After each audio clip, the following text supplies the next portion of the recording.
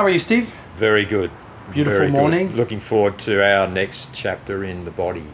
That's right. And so we did a first video on the shoulder. Yep. And a bit of alignment, a bit of massage.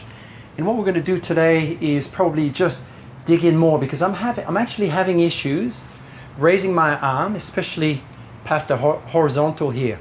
So I get pain when I go up here just to lift my arm, and I don't have a lot of range going back either. And I'm blaming my computer skills and too much time in front of the computer as a software developer. And so I'm guessing over time, not only my shoulder, but there could be other areas? There will be, I promise you. Okay. But the beauty of this work is, and what we're doing is we're explaining the body, but not just the body as a functional movement. We're talking about the body as a connection between, like Max said, the hand, wrist, shoulder and neck. Now, obviously hands are very important because we need them to do things. So our neck and our shoulder, it's all connected. So if there's restrictions in the shoulder, restrictions in the neck and chest, it's going to make a big difference on where we actually put our hand, how we use our hand. And then if it's not released and if it doesn't move correctly, we start getting pain and limitation of movement.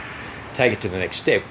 We can't line our shoulder at night time. We tend to favour one side. So when we get chronic shoulder problems, we're getting away from the issue. So the body will automatically go, I don't want to lie on this. I want to lie on my left side, which is okay. But it's nice if we can have an option, A or B. The worst thing we can do is lie on our tummy face down with the head turned. And this happens quite a bit. So a lot of the education process is explaining to people the problems as we get older, especially of the neck in this rotated position and probably extended position at night time for an extended period of time, which isn't ideal. But we'll focus on these problem areas, but just taking that the next step. The shoulder is very mobile, but the shoulder is also connected to the back of the shoulder, the upper back, the neck and the chest. So a lot of these restrictions in the shoulder are because of that position sitting at a desk, driving a car, sitting at a desk and driving a car, sitting at a desk, driving a car, using a mobile device, a laptop, a computer. Everything nowadays is in the front of the body. Everything is in close, in tight. So what happens then is we tend to compensate through our posture. So if we're sitting like this at the computer's over there, and if we're using maybe a laptop on a desk and not a desktop, we tend to crane forward to try and see. And if we don't wear our glasses that we should be wearing a lot of the time, we tend to crane forward even more, which takes the neck into extra extension, blocks the nerves in the shoulder and neck, and we start getting this chronic pain. You don't want the nerves to be compressed, blood flow impeded, fascia to be tight, restricted movement. The shoulder likes to sit in a nice neutral position, not forward, tilted forward, rotated forward. Because if that's tilted and rotated forward, it's having effect on the elbow. The elbow will be rotated and the wrist will be compensating as well. So that's the idea today, is to help take some pressure off, release that, to give you some better range of movement, but more comfort, ability to do most of your jobs through the day, sit at the computer and do your yoga and live life the way you want to live it, pain-free and feeling good. A balanced life. And it's interesting what you just said before, because I only thought about just reaching up, but you're absolutely right. I can't lie on this side at night. I have to switch. I'll wake up feeling numb, and I have to switch to the other side. And because for me it's on pretty much on both sides, then I go on the left side and it's numb as well. So step by step, there's no magic pill as usual. No magic so we pill. start with an area, and it can take a few treatment, but slowly but surely to relief. Well, so straight away, what we do is let your arm go nice and floppy. So the examination can take as long or as short a period of time as you like. You can examine someone lying down, sitting up, supported, unsupported. But we'll start today with just doing a sort of a quick examination and a feel of the fascia, the tissue, especially front shoulder here. So straight away there are restrictions in the front shoulder. Hello. Okay, so this little muscle here sits up from the upper ribs, which is also connected to the breath. So if we're not breathing properly, these muscles here stop the upper rib cage from actually lifting, elevating and expanding, which is very important. And this is another factor in business. Let it go nice and floppy, very safe. People who don't breathe properly, it has a huge effect on their ability to concentrate, their longevity, their energy levels. So imagine if this is constantly tight and restricted, has a huge impact on, like I said, the breath. Breath is coming from diaphragm, rib cage, neck and shoulder. It's all connected. So straight away we have one restriction just in through this area here, and we can feel how tight this area is in the pectoral muscle. It comes from two areas, from the sternum and the clavicle, runs into the shoulder, internally rotates, pulls the shoulder in and collapses the shoulder. So straight away that can be a problem area. So by releasing this front chest, looking at posture, awareness, yoga, stretching techniques like this, also the acupuncture, it allows the body and chest to open up and work effectively. So that's one muscle. If we go onto the side of the body, we've got a large muscle down the side which connects the shoulder to the hip, the latissimus. The long muscle rotates the shoulder in, pulls the arm to the side and also extends the arm. So another muscle that is vital to allow the shoulder and the other rotator cuff muscles to work properly. As we travel down the arm, we've got large muscle groups, front, side, back of the arm, the deltoids. So these muscles are very powerful primary movers. Get the arm moving, take it forward, take it back. If we have restricted areas, front part of the muscle here. Oh yes, that. Side, and also at the back. 3 for 3. 3 from 3. Heavy hitting. These cause problems, and straight away we try and raise our arm up for an extended period. They fatigue and they will cause pain. They're classic trigger points, myofascial trigger points, acupuncture points. Travel down the arm, we can work on the inside of the arm. There's a little muscle in there which, when it contracts, pulls the shoulder in as well. Travel down the outside of the arm, and then we've got all these points around the elbow. Yeah, I knew that was coming. So it's like you knew, I knew. So it's like a continuum. The further down we go, you can actually see on Max's arm, because of the training he does, the work he does, there's actually quite a prominent area of muscle tissue in the forearm extensors here. So these are the large muscles that run down through on the wrist, through the wrist, and attach into the fingers. So when we get down to the fingers, we can usually find straight away there's quite strong resistance to what I'm doing and blockage in through the wrist. So these long muscles through here attach and then continue up through into the shoulder once again. So this is a work in progress. As we said, baby steps, right? Baby steps. Step by step. Small steps. And it's interesting that you said that, Steve, because here, this was probably built slowly with all the computer work, as opposed to the training I may have done. Computer work for 20 years, always, and we can see it's always moving, 8+ hours a day. Yeah. It's amazing. Well, the hand moves and also the wrist extends a little bit. Yep. So straight away you're compromising this muscle group, and then you add the work on top of it. So it's this continuum all the way up through the arm. But you're also using the trapezius, the large muscle up here, which connects to the base of the skull, Right. to hold the arm up. And that's where you get a lot of problems just in this area alone. This area alone can cause headaches through the skull. These muscles at the front neck, the larger muscles up into the neck from the rib cage, can cause pain, top of the eye, jaw, top of the ear, behind the ear. And that's before we talk about what happens with the neck when we're in that position. So any compromise in the neck when we're tilting our head forward is irritating nerves coming out of the neck and joints in the neck. And I'm guilty of this, and I've noticed this in pictures, Steve. For me, from sideways, I move my neck forward. When clients come in with headaches, with shoulder pain, with wrist pain, with elbow pain, I always take a photo before and after. Yeah, okay. So I get them to sit there, and I take a photo while they're sitting there. I'll take a photo when I've told them what to do, and then they look at before and after, and they just can't believe it. Wow. Yeah. And Awareness. Yeah, awareness. Just by correcting one thing, you can make someone, take 50% of the pain away in one session. So what I'm doing is, like we did with the hip, with the shoulder the first time, is releasing the connective tissue in the arm. So very simple. Not putting a lot of force through here. Don't need to. But the first time we do this technique for the shoulder, we're sort of feeling and gaining information straight away. What Max is saying, you might have an intake of breath, you might have a few cuss words, happens a lot.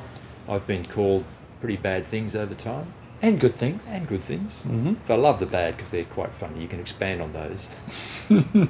It's a balance. It's always a balance. Sometimes you get multilingual cuss words as well. So you might get a Greek cuss word, you might get Spanish, French. Oh, the French, yeah. Canadian, English, Australian, Scottish, Kiwi, Italian. Yeah, exactly. They've all got their own interpretation of what they should be, what they want to say to me. But you know, they feel better after, usually. So we're just going right up through the front top shoulder over the joint that connects the clavicle to the shoulder. And just this area alone, you could spend enough time here just releasing this part of the shoulder here. It's a big transition zone between the trapezius muscle, deltoid and the arm. Mm-hmm. So it's a great area to free up, and you know, you can get into most of it. If you're so inclined, you can pop some gloves on and start working in someone's armpit, which in summertime I tend to avoid, but hey. We're all friends. We're all friends. And that's such a tender area because we feel vulnerable. We're not used to having an arm up. If you play contact sport, usually your arms are always down and you can protect yourself. Yeah. And I feel open and I can really feel just the... So this is the side of the rib cage, side of the body, side of the chest, just over the ribs, sliding up. Just let your arm go as heavy as possible. Yeah, sliding up into some of the rotator cuff areas. And what we're doing is where Max is just letting his arm go as floppy as possible, which most of the time we don't know how to do. So sometimes it's encouraging to hear someone say, look, I don't feel right about doing this. They need to support their arm. It's constantly, the nervous system is saying, hold the arm up, hold the arm, don't let go, don't let go. Mm-hmm. Once someone gets the confidence, you can pretty much do whatever you like with your shoulder. And you know, by doing this work, and I'm taking into quite a large degree range of motion and just opening that sort of side wall of the chest up, which is right on the rib cage, and you can trace it right down. So someone would get amazing relief just by working in this one area. This is without even touching the arm. So this is working a long muscle which is going to allow the shoulder to sit back where it should sit. So instead of sitting forward and rotated, it'll allow the arm to open up like this. And as you know in yoga, one of the classic opening yoga poses is standing with the arms by your side, opening up your shoulder, opening up the hands. A lot of the poses are opening up instead of closing down. So then we move on to the front, so the bicep muscle, which is a muscle that doesn't get treated a lot, but obviously it allows the arm to come towards the face. So when we're eating, when we're playing sport, not so much in computer, it still contracts, but it's usually up around the upper body that it has to work quite hard.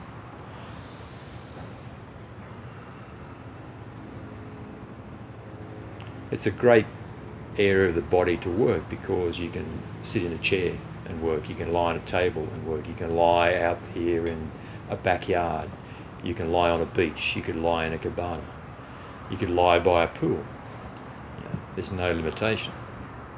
And basically you've got access by taking the shirt off, you've got access straight away, so, and then you can work pretty much anywhere you like. I could stand up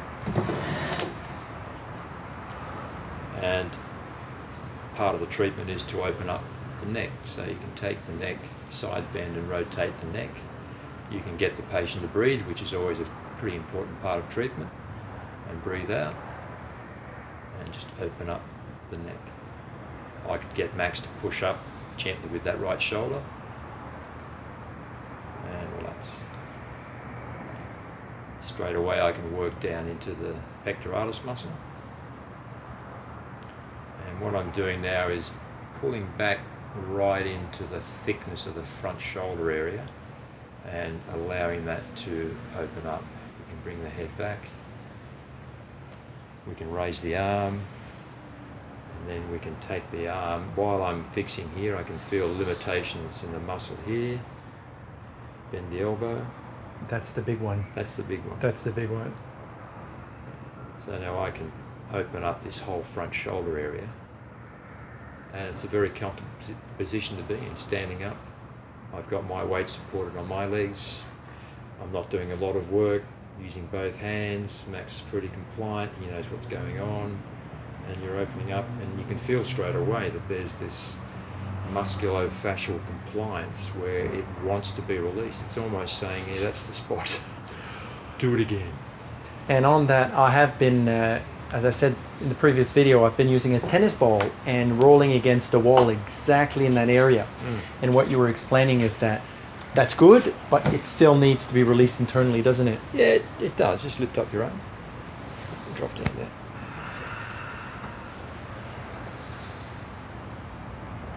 So once again, it's a very accessible part of the body. And a lot of what I'm doing is I'm treating, but I'm examining. So you get feedback from Max's body about what really needs to be worked on. And you can work on points in major channels, acupuncture channels. So right now this is connected to the thumb. The thumb, forearm, bicep is connected to the muscles of the neck. So by releasing this point through here, we free up anyone with neck problems. It's all connected. It's all connected. Interconnected. And Max knows that by breathing in and out gently, this is going to aid the healing process.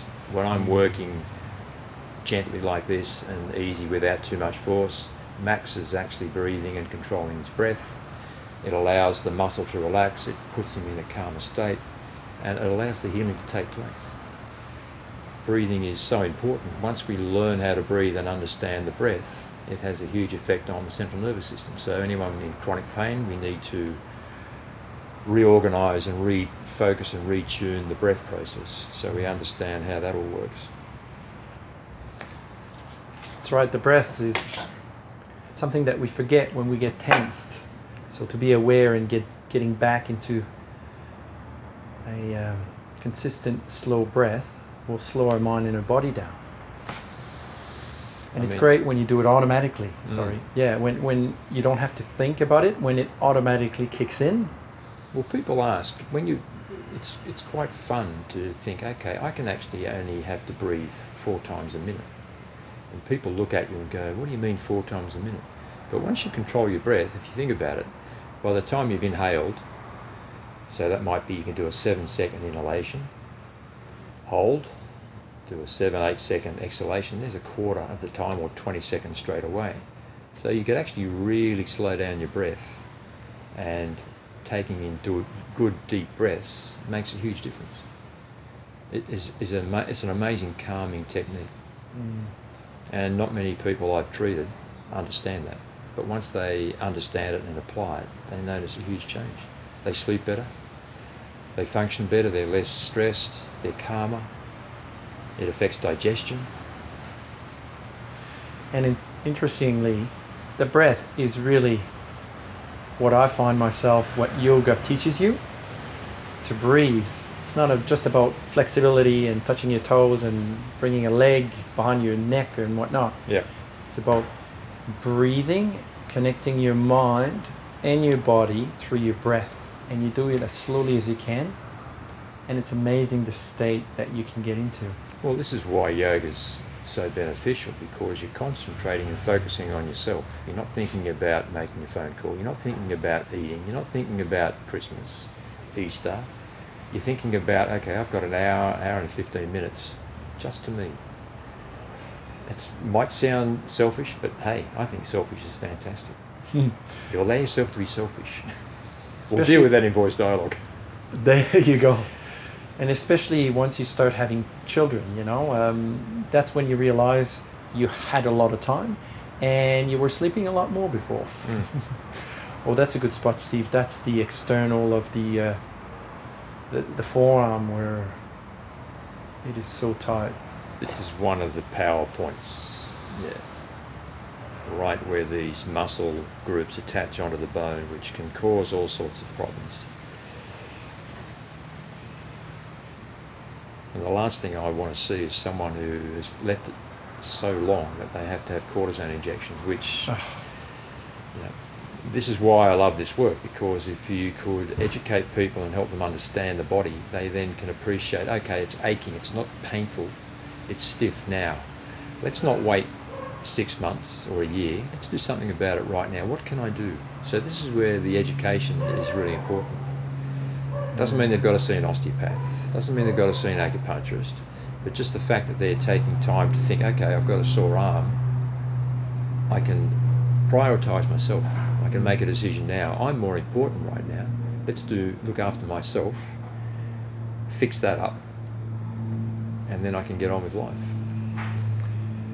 That's it. And then at that point you can do baby steps or step by step into healing and whatnot, as opposed to waiting for an unfortunate injury that then you need physical assistance, meaning maybe an operation or cortisone injection, which is a short-term solution, isn't it? Just breathe in, out.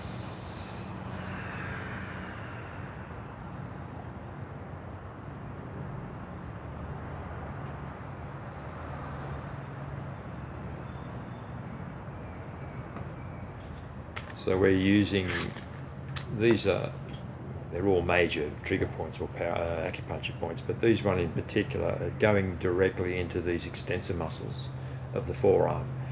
Now there's a couple a bit more posterior, but most of the ones that are causing the problems are more anterior or more lateral. Breathe in again, out.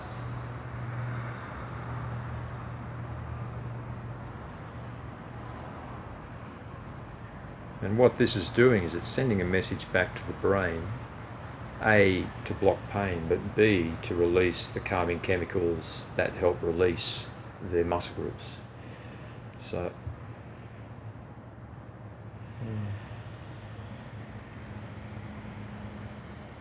and it's got a great sedative effect. So it has this effect of, we're releasing tension. You release tension, it allows more energy to focus on other things. So if the whole body is tense, that takes up energy.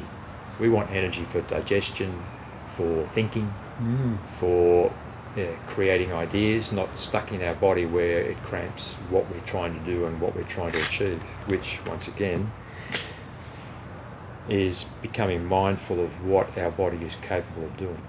What do we need to do to assist that? And from my point of view, blockage is one of the main things we can do, taking away that blockage.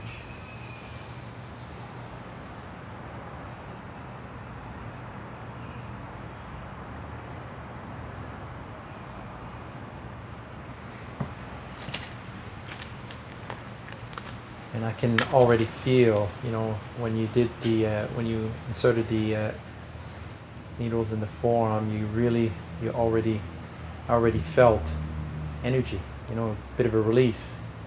And even with this first one,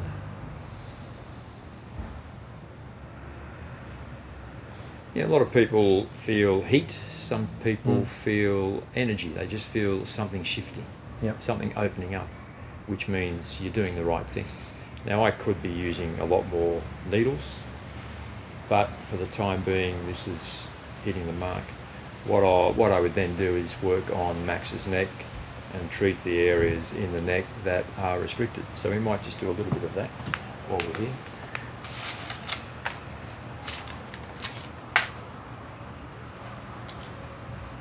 So once again, very accessible, these parts of the body. That's quite nice in there, isn't it? Mm-hmm.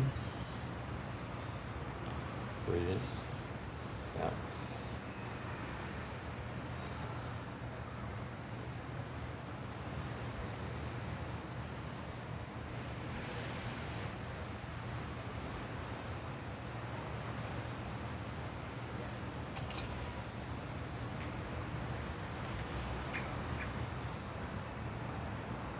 So now we target the muscles on the front neck.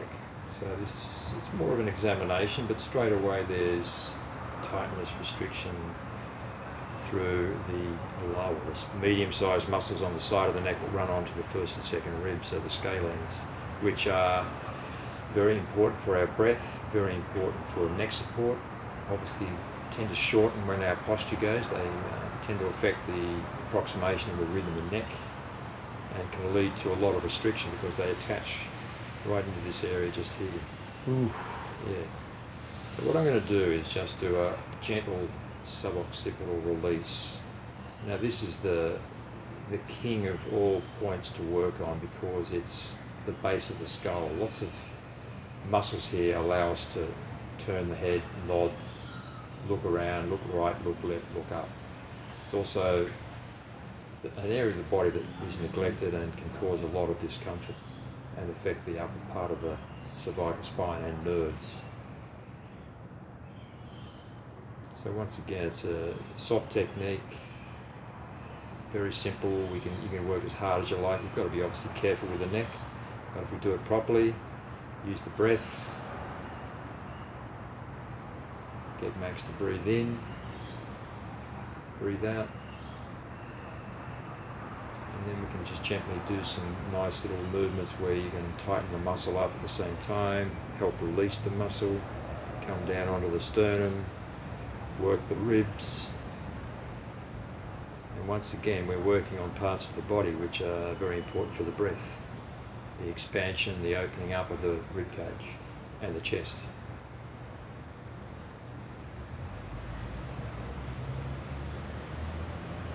So we're right over the upper middle ribs, going down through into the sternum, and if we want, we can go right down and work into the diaphragm, but we won't today. Just loosen up this sort of upper middle trap.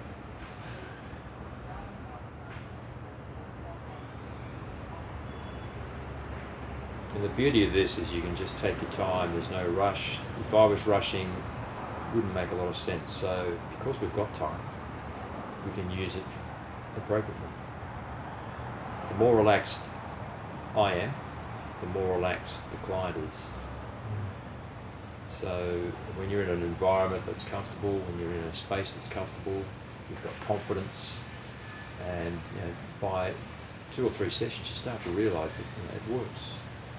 Things start to move, you can you sleep better, you feel happier, relationships, helps relationships, you don't feel as niggly and as narky and stressed.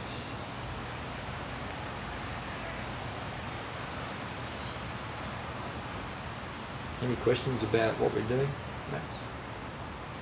No, it's actually feeling really good. I can feel some release and just a calmness as well. I'm just enjoying the process. Well, we're surrounded by palm trees here. You probably can't see it, but we've got palm trees, we've got a hammock, we've got cushions, no music, no phones, no television, no cars beeping, no sirens, and you can create this environment anywhere you want to create it. It's not difficult. Switch off the devices. The mantra. We've all heard that. Just turn them off for 10 minutes. Start with 10 minutes and work up to 15 minutes a day. And just enjoy your company, friends' company. Mindful time. Mindfulness. Time. Yeah. You might just sit here and it's quite nice just watching movement of palm trees. The sound. All this is a very important process. Sound is really important. This sort of sound in relaxation and mindfulness. The sound of water, wind. That's right. The feel of heat, sun on the body. Some people don't remember those sounds because all we remember is the dings, notifications, and whatever from our phones. And putting that phone in, what I like to do is when I need when I have my mindful time, is airplane mode. Put your phone in airplane mode. Nothing will distract you other than your mind. How many people walk on the beach or a promenade with music, talking on the phone, having conversations? They've got Pacific Ocean to the right or left. You're heading north or south. You've got palm trees, you've got sand, volleyballs being hit, people surfing, and yet they walk along with a phone, having an in-depth conversation or watching videos, or I don't understand it. Yeah. Missing out. Yeah. That feels good. As you said, you're not doing it hard, but you're hitting the trigger points, and I can really feel those ones there. Yeah. Well, I'm just working with what I've got. Whatever I feel, I work with. I don't go too hard. I don't go too soft. You can change directions. You can work with the breath, and you're just playing around with parts of the body that are classically tight.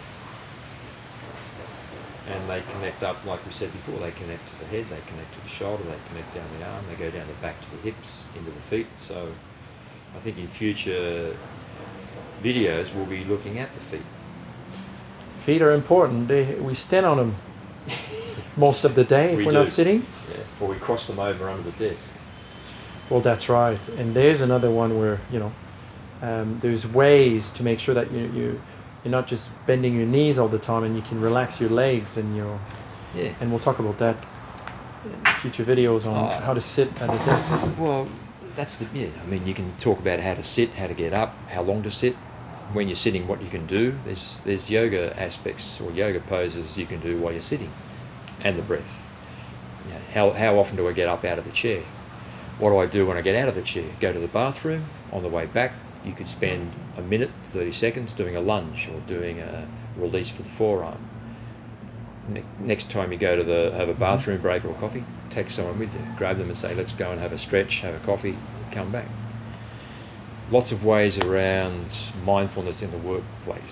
Walk and talks I like now. Yeah, walk and talks. Yeah, you catch up for 5 minutes, it's just walk. Whether you go outside or you're in the building, outside is always better. Yep. For the whole experience. But as long as you do something, there's no right, there's no wrong. No. Or you go walk, talk, stretch. Stretch, walk, talk. I forgot the stretching. Yeah, good idea. Or yoga. Well, there's lots of structures in an office where you can put your leg up, or you could sit down and do a downward dog. Or it's just a matter of finding that space and educating and helping people become aware of what they've got around them and utilise it in a positive way. I mean, an office space is an office space, but you go in there, it's a gold mine. When you start doing this work, it's just wow. Boardrooms, classic place. Underused. And people understand now. They if you get up and you do some stretches, some lunges, or whatever you need to do, people don't look at you funny. Good example is you should see me before I get on a flight. I do my yoga. I'll do about 15 minutes of yoga. The down dogs, up dogs, the lunges, everything up, pigeon, before getting on the flight. And it's interesting the look that you get. Not that I pay too much attention because it doesn't bother me. It doesn't bother you one bit. Because I'm into myself, into just focusing on myself. But I'm sure some people might be looking and thinking, I should be doing that. Oh, next time. I did that last year. It didn't work. Yeah, I did the whole minute of it. Or I can't do it in an airport. People will think I'm weird. Which is the fun thing. But one time I was doing it, and I saw someone get up and actually doing some yoga as well. So sometimes when you see, you do. You never know. Well, I went to a concert last year at Midnight Oil concert, and we got there an hour early, and we were there. There were 6 of us. I was with a group of guys who like having a bit of a laugh, and so we thought, let's do some yoga. So there were 40,000 people there. There was probably about 10,000 just behind us. So we all spun around and started doing some yoga poses, stretching, downward dog. People are looking at us, and we're all like encouraging them to try. Maybe spend a couple of minutes while you're having a beer, put the beer down and do a stretch with us. No one did. No. Next time. Yeah. But maybe set something, a process in place. Well, people will start understanding. Oh, that's a good one. The wrist. Wrist is another very important one. Yeah. So we're just gently taking it through its a range of motion, which sometimes I'm not comfortable with, and opening it up. We turn it over, then we can really work. And this is the most comfortable work I've ever done in my life. Working with Max. Looks like we're getting married. Don't tell Kerry. Yeah, I've done that once. I'm not sure I'd do that again. The marriage. So what we're doing here, working into the forearm flexors.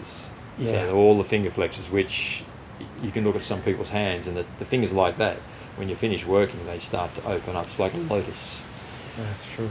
a lotus hand. And then you can just play around with this whole structure of the wrist itself and free up the joints in the wrist.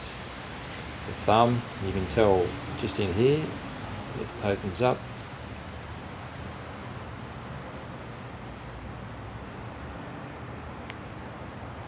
And work into the forearm, quite deep.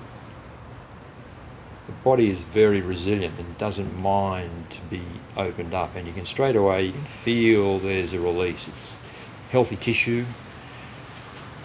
and it responds to this sort of gentle work we're doing, opening up, because it's usually the exact opposite. So you can actually feel the change even after a couple of minutes. It just wants to open up, which means you're opening up all the way up through into the shoulder once again. Come further up here, there's a point just there. And then take the wrist further, close it down, open it up. So all very accessible and comfortable. So that's a 15-20 minute demonstration of a seated treatment on the arm. Like I said, Max could be lying down, he could be lying on his side, he could be lying on his back. This area of the body is accessible. He could have a shirt on, you don't have to be undressed. You can do work on the arm and forearm with clothes on. Quite simple. You can always get access to a neck if you want to, but ideally you have someone like this so you've got access to the whole body, and then you can work whatever part of the body you like. Get Max to lie on his side, on his tummy, open up the rib cage, and that's something we'll be focusing on in the future, because we are trying to create a release, a calmness, relaxation, give people an understanding of how their body works, how it doesn't work sometimes, but let them understand when it feels better, when it opens up, the difference between contraction and opening up. And that starts in the mind. So this is where the awareness, the balance, and now this physical, you may notice that on the camera, but just this work, that release, just brought me into such a relaxed state. I could have it was a bit of almost a meditation. It was that relaxing. And this is why these treatments, they're very good physically, but also mentally. Now that after a treatment, Steve, I guess it's like after a yoga class or a massage, you don't go and waste it. Meaning you don't go to the gym or go run or go, is that right? So what's the best, what do we do after we get a treatment, whether it's acupuncture or massage? Well, I get asked all the time, they come in for a treatment in the afternoon, 5 o'clock, can I go paddle the kayak? Can I go and run? Can I do a pump class? My answer is always no. I said you can, but in an ideal world, take this opportunity to understand what it's like, just experience that alteration or change in your body, and go home, glass of water. A lot of people don't drink enough water, so I encourage them to say drink a couple of glasses of water, sit down if you can, even sit in the car after the treatment for 15 minutes, sit in the car, or go for a walk after the treatment down the hill, walk back, but just do nothing. Okay, you might go and have a warm shower, and then if you do a bit of yoga, understand yoga, do some gentle stretches, but for that period straight after, enjoy the experience. The longer you let the body just enjoy it, the more you appreciate what's changed. You'll come back and go, well, next time I definitely won't do anything. I won't go training, I'll go for a walk, I might lie down. Some people go home and just lie down. On Saturdays they'll come here in the morning, they'll have a half hour lie down at lunchtime after lunch. So they've got that experience of calmness. And that's right, and that's not just the physical, the mental too. So if after this treatment where I'm so relaxed and not tense at all physically, mentally, if I go back, jump on my computer and try to resolve issues, or get on the phone right away and start talking to people and really getting your mind going and the engine revving up again, just keep it, enjoy it, and ease it back in. But it takes time, first time you're building up this awareness, so it's a habit, it's an old habit we're changing, so it might take 2 months, 3 months, 4 months, 6 months. Eventually people go, I like that experience, and they start to step up to the level of I can do this more often. So all of a sudden they're getting into this. It feels so much better to be calmer and not be linked to phones or devices or making decisions or answering people's questions. And I don't have to socialise today. I might just have a day to myself. Everyone gets caught up in the, oh, what's Beryl doing, or what's Sally doing? She's doing this. I'll meet you at this time. Try and take a step back and just appreciate space, calmness. Your own space is really important. But like I said, it takes time. Well, me time is not selfish time. No. That's what we say. And actually, Steve and I quite enjoy this balance, the balanced life of, yes, we can work hard. Yes, we can actually relax and enjoy mindfulness time. We try to have that balance, and we do it physically and mentally. And that's what I guess keeps us young. As young as we... No pain, young, free, but we can share this. This is what we enjoy doing. We can share it. And if we get one person to make a change, it's all worthwhile. It's about giving. And I love giving. You love giving. To see someone smile and go, that was great. Can we do it again? I'm going to change the way I'm doing things. That's what it's all about. Because they can pass it on to their kids, friends. You know, it's just all about passing on this information in a nice, relaxed way, and with not too much confrontation. Steve, thank you very much. It's been a pleasure. And I feel great, relaxed, and I'm not going to go and waste it. No. And so stay tuned for next time. We're going to keep on going through the body and just not teaching, but basically sharing our experience. And hopefully we can help you relax a little bit. Namaste. Namaste.